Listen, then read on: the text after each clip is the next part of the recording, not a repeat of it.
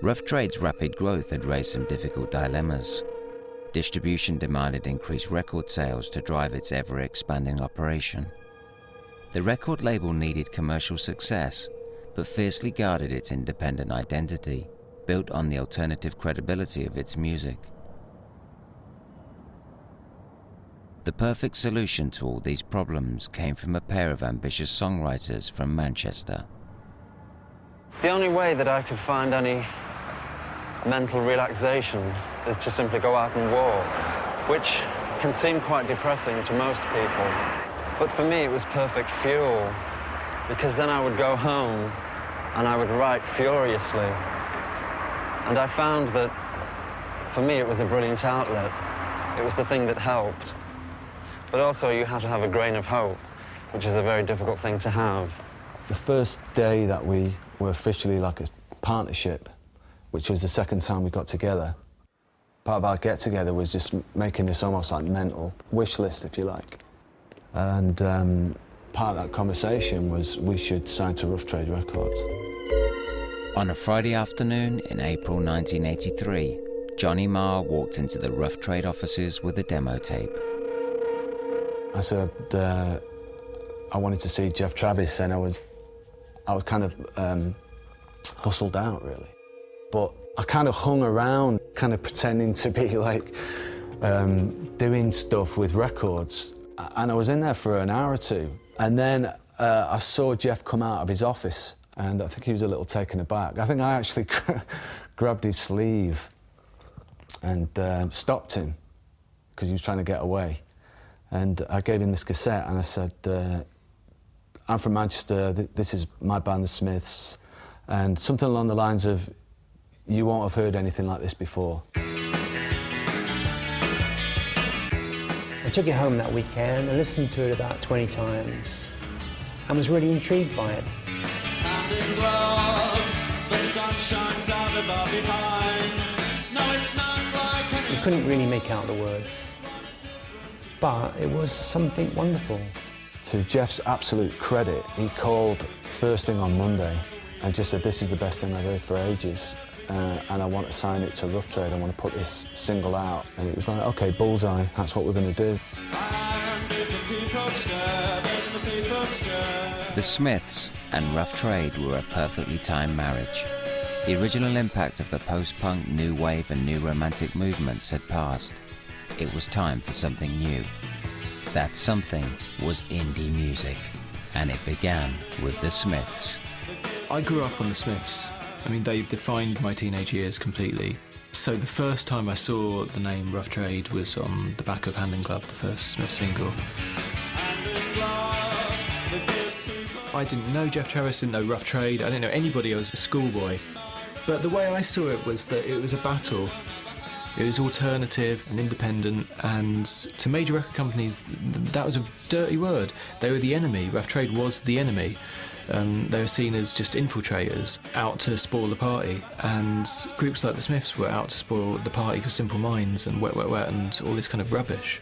You know, it was just rubbish.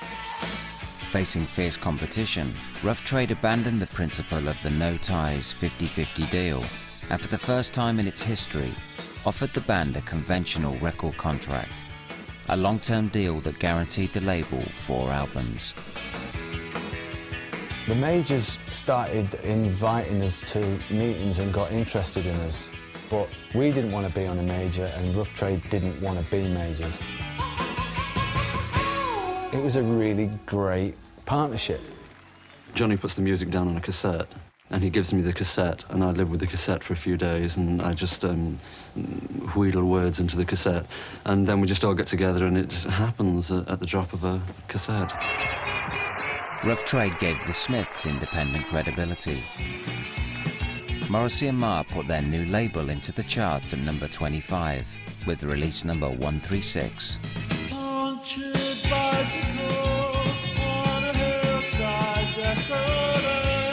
When This Charming Man came out, it wasn't just that things were going in the right direction. I mean, it was like the sun came out for the label and the band and the fans and fans of indie music.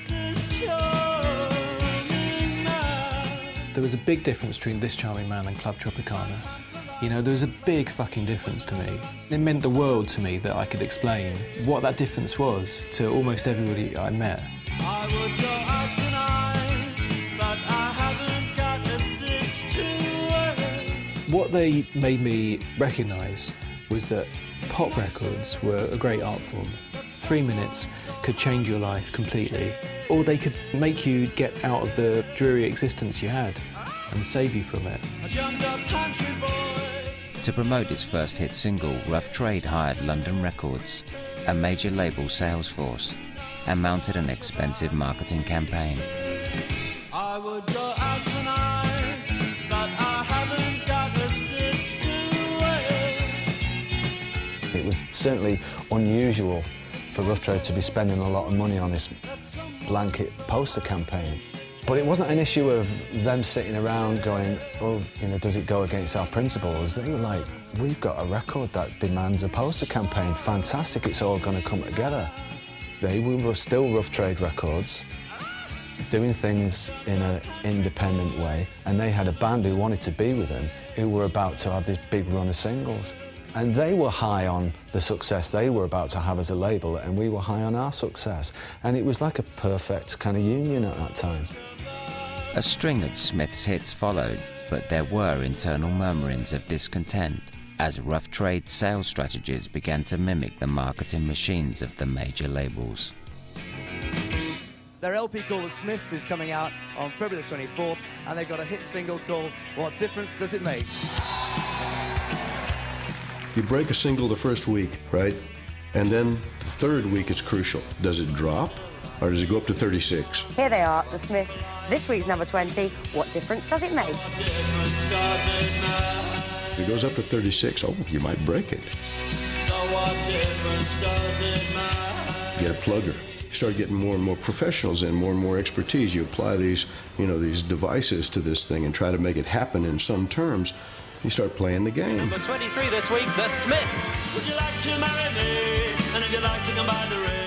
I can remember Jeff saying to me one day that Morrissey was going to be the new Boy George.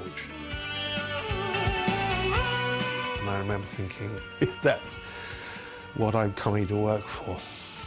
Is that what we really need? And I was astounded that there was that kind of change. We only have one thing to say to that.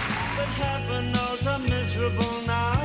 Things had changed. I had appointments at Vernon Yard with the guy who ran Virgin Records, and I was negotiating with him about how many signed copies of Smith's records he was going to get, who was going to get the T-shirts. Suddenly we had licensing in Germany, Austria, the gas territories, Germany, Austria, and Switzerland. Suddenly, you know, it's in Japan we have a record out. You got to satisfy Woolies, you got to satisfy Our Price, you got to satisfy Virgin, you got to satisfy HMV. You're part of a machine. For the label, I think it was definitely a period of re-evaluation internally, you know, because it was quite dogmatic, this collective, democratic, immovable model that it had set itself up as. But it really needed to move forward, and Jeff in particular, I think, wanted that and knew that. They were the best group around. They were making music that, even though it was strange, it was still hugely commercial potential. And I think if we were going to have any chance of keeping them, and perhaps by then I would got fed up of losing these artists and thought, well, you know, we need to do this job properly now.